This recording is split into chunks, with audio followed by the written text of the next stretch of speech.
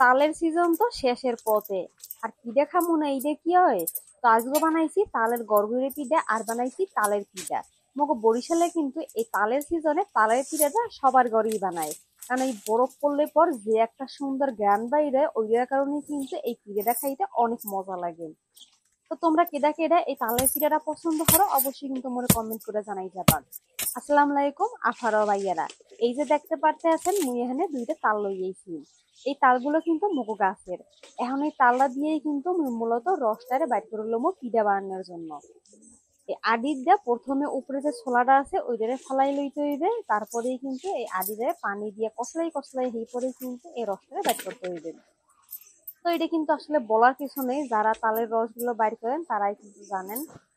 পানি দিয়ে এই আদিগুলারে মুই কিছুক্ষণের জন্য একটু ভিজাই রাখবো, তাইলে কিন্তু এই আদিগুলো কসলাইতে সুবিধা হইবে আর কষ্টও কিন্তু কম হইবে। তো এই যে দেখতে পারতেছেন আমি আদিগুলার সুন্দর ভাবে কসলাই কসলাই একদম রস বের করে নিয়েছি।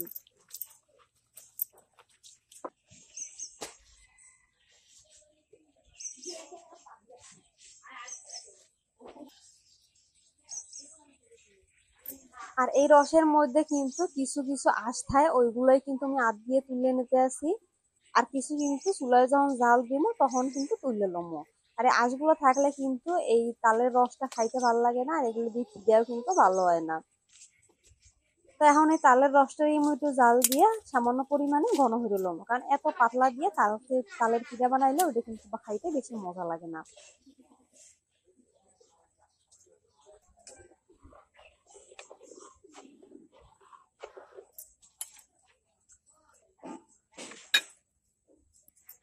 এই যে দেখেন আমি এইভাবে কিন্তু তালের রস দিয়া এইভাবে যে আঁশগুলো আছে ওইগুলো কিন্তু তুলে নিছি। এখন আমি আরো কিছুক্ষণ জাল দিয়ে লমু যাতে ঘন হইয়ে যায়। জাল দেওয়া কিন্তু শেষ, এখন চলে যাবো পিঠা বানানোর জন্য।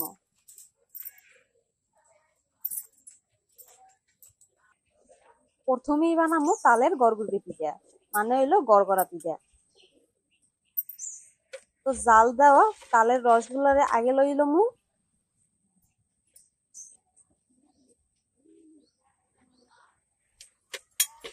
তারপর এর মধ্যে দিয়ে দিতে আসি গুড়। এরপর দিয়ে দিব নাহল। আর এরপর দেব স্বাদ মতো লবণ। ব্যাস এতটুকু উপকরণে কিন্তু যথেষ্ট। এখন চুলাটার জ্বালাইয়া কতক্ষণের জন্য জাল দিব যাতে ওই লিডা গুলা এককালে পুরোপুরি গুলিয়ে যায়।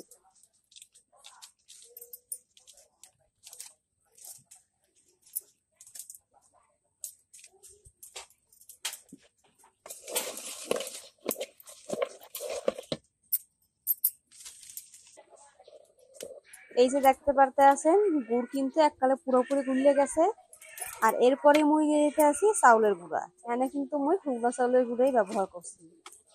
তো গুঁড়ি দেওয়ার পর এরপর একটু লাড়ি দিতে আসি যাতে ভাপটা উপরে ওঠে আর গুঁড়িটা খুব ভালোভাবে সেদ্ধ হয়ে যায়। এরপরে ঢাকনা দিয়ে দিব 2 থেকে 3 মিনিটের জন্য। কিছুক্ষণ পর ঢাকনা তুললে খুব ভালোভাবে নাইড়ে সাইডে একদম মিশিয়ে লইতেছি, তাইলেই কিন্তু আমার পিঠার জন্য এই ডোটা এককালে রেডি হয়ে যাবে। পিঠা বানানোর জন্য মোর কিন্তু আটার এককাল ভালোভাবে সিদ্ধ করে লই গেছে। এখন আমি গরম থাকা অবস্থায় এটা একটা ছড়া ট্রেতে ডালিয়ে লইতেছি, কারণ গরম গরম যদি এই ডোডারে এককাল খুব ভালোভাবে মুঠে লওয়া যায় তাইলেই কিন্তু পিঠাটা এককাল ভালো হয়।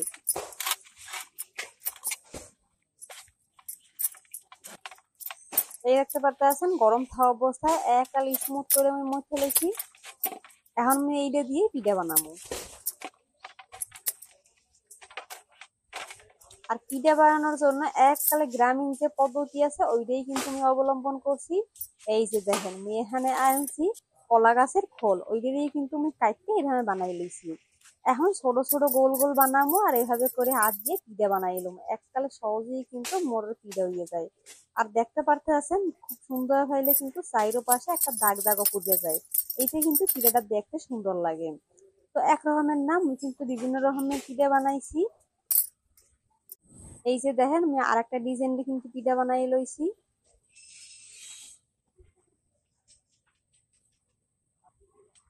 বিভিন্ন রকমের যদি পিঠা বানানো হয় তাহলে কিন্তু দেখতে সুন্দর লাগে। তো সবগুলো পিঠা মোর বানাইনো হয়ে গেছে, এখন চলে যাইতে আসি এই পিঠাগুলোরে ভাপ দেওয়ার জন্য। আর এই জন্যই মুই এখানে লইছি কিন্তু একটা বাতের পাতিল, এর মধ্যে মুই দিয়ে দিতেছি পরিমাণ মতো পানি। তারপরে এখানে লইছি মুই এককালে একটা জালি ব্যাগ, একটা জালি ব্যাগ উপরে দিয়ে দিছি আর একটা দিয়া মুই এভাবে সুন্দর করে বান্ধিয়ে লম।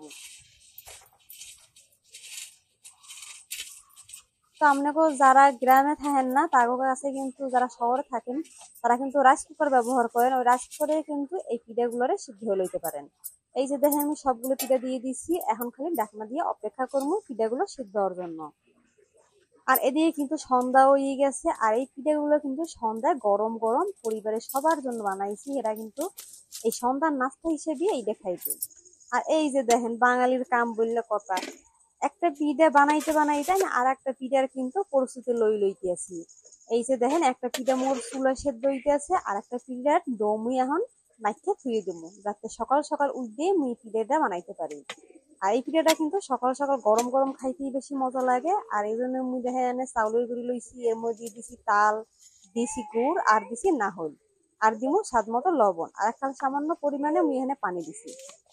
পিঠা বানানোর জন্য মোর এইগুলো উপকরণে কিন্তু যথেষ্ট। এখন মুই হাত দিয়ে খুব ভালো বাইলে মাইখে এই ব্যাটারটা তৈরি করে লম। আর এই ব্যাটারটা কিন্তু খুব বেশি এককালে ঘন হইবে না আর এককালে পাতলা হইবে না। এই যে দেখেন মোর ব্যাটারটা কিন্তু তৈরি করা হয়ে গেছে, এখন মুই ঢাইকে রাখতে দিব সারা রাইতের জন্য। আর সকাল সকাল উঠতেই কিন্তু মুই এই তালের পিঠাটা বানাবো। আর এইদিকে মোর গড়গুড়ি পিঠাটা খুব ভালো বাইলে সিদ্ধ হয়ে গেছে, এখন এটারেও আমি গরম গরম এককালে চুলা দিয়ে নামাইয়ে পরিবারের সবাইরে পরিবেশন করে দিব।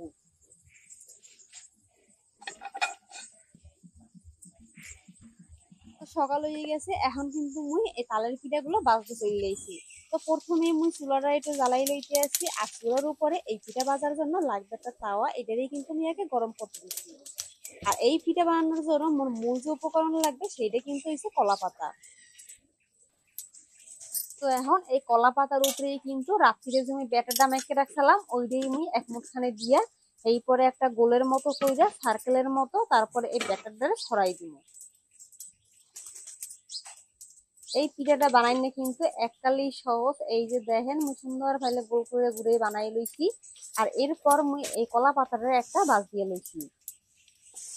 আর এদিকে কিন্তু মোর তাওয়াটাও গরম হয়ে গেছে, এখন মুই এই পিঠাটারে তাওয়ার উপরে দিয়া উল্টেই পাল্টে এরপরে ভাজতে লম।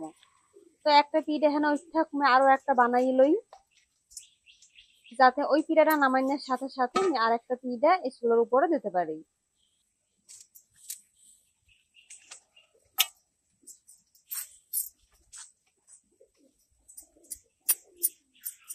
এই যে দেখেন মুই আরো একটা পিঠা কিন্তু বানাই রয়েছি, আর এদিকে কিন্তু মুই এই পিঠাটা এক পাশে প্রায় ওইয়েছে।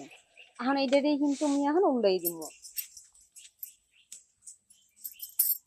আর চুলার তাপ কিন্তু এককালে বেশিও দেওয়া যাইবে না, এককালে কমও দেওয়া যাইবে না।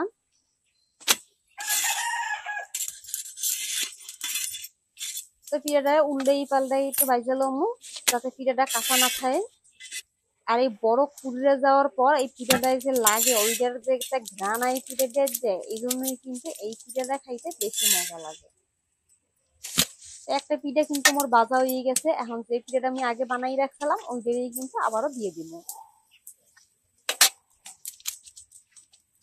এই যে দেখেন কত সুন্দর হয়েছে এই পিঠাটা।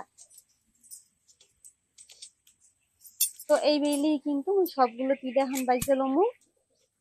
একটা পিঠা চুলোর উপরে ভাজা হইতে থাকবে, আর অন্যদিকে কিন্তু আমি আরো একটা পিঠা ভাবে বানাই বানাই রাখতে দিব, যাতে একটা পিঠা ভাজা হওয়ার সাথে সাথে আমি আরো একটা পিঠা আমি চুলোর উপরে দিতে পারি। কথা কইতে কইতে মোর কিন্তু সবগুলো পিঠা ভাজা এককালে শেষ হয়ে গেছে। আর আজকে এই পিঠার রেসিপি দুইটা সবার কাছে কেমন লাগছে অবশ্যই কিন্তু কমেন্ট করে জানাইতে ভুলবেন না। তো সবাই ভালো থাকবেন, সুস্থ থাকবেন, আর মগজের জন্য অনেক বেশি দোয়া করবেন। আল্লাহ হাফেজ।